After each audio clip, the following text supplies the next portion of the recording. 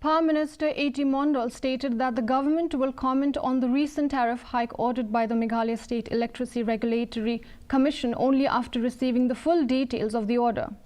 He emphasized that while the Power Department has filed a petition, it is ultimately the Commission's authority to finalize tariffs. The department has downplayed the impact of the hike and is currently awaiting further instructions before deciding on its next steps. We'll get the full order, then we'll be in a position to comment on it. Naturally, we have filed petition with them, but it is the power of the Commission to give the tariff order.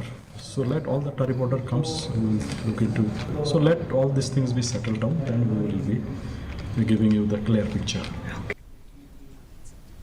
Following complaints about illegal activities at dwelling units in